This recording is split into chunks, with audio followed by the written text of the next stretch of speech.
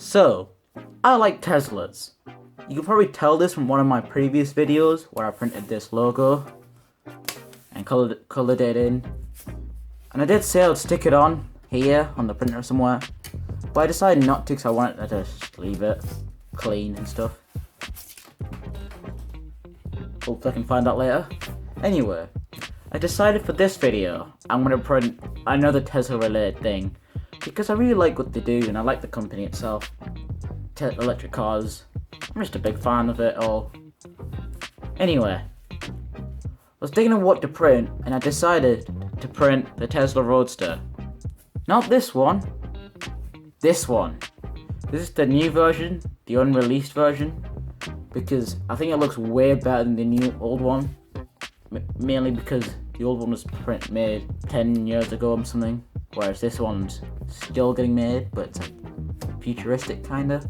I didn't make this model myself like I do with mostly the stuff on this channel, because there's no way I can design this myself.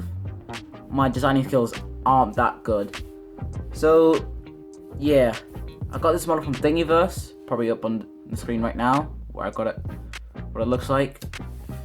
Yeah, this model looks really good, and it looks pretty much identical to the real thing, and that's why I chose it. So, let's go and see how it went.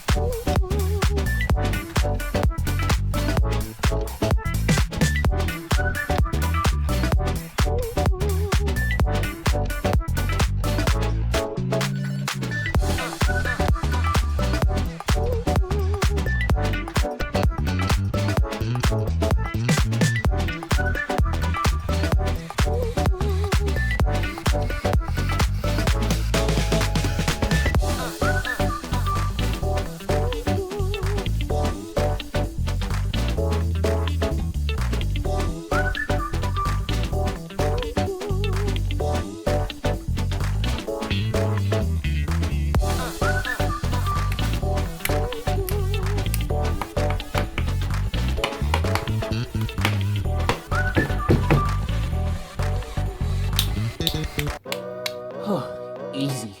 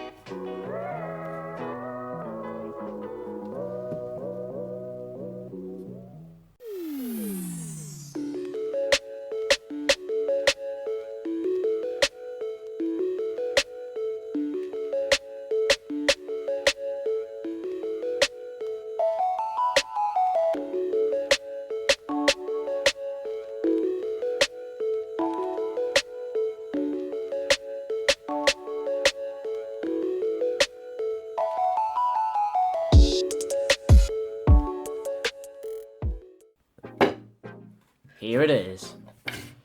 You just saw a quick montage of me showing a close-up of it.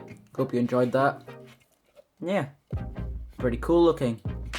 The bottom, I didn't really bother colouring it in because it's going to be like laid flat like this, and you're not going to be really paying attention to the bottom unless you're picking it up. Oh no. Oh no. Just realised it wobbles. I must have not aligned it properly when I glued it together. That's annoying. Two of the wheels are just not lined up, and now it just wobbles. I can't even take it off because it's held in by super glue. Yay! Oh, can't be doing that. Yeah, the reason why it's very thin over here and like here is because the plastic stopped coming out the nozzle for like a couple of layers, and I only realized like a couple of minutes in, like 10, maybe 30 minutes in. So that's like it's very weak along here, but then after I realized don't want to be doing that. It was fine. Lost a bit of structural integrity in the back and a bit of detail, but it's not too bad. This looks way better on the camera than it does look in real life. Like, in real life, the wheels, when you place it down, kind of look kind of bad, but in the video, it looks 100 times better. So, I guess we'll be looking through the camera from now on whenever we look at this. Also, just noticed, but the side doors are slightly more tinted than everywhere else, like the front.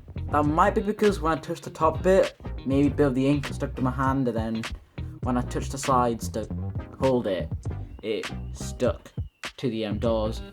You might have noticed that I didn't really show myself colouring this in, and that's because I was gonna colour in like one door panel or something to see how it looks, and like at the window, to see how it looks, you know, just see if it looks nice or not, or if I'm just gonna ruin the whole thing. And I kind of got carried away and coloured the whole thing, or at least most of it.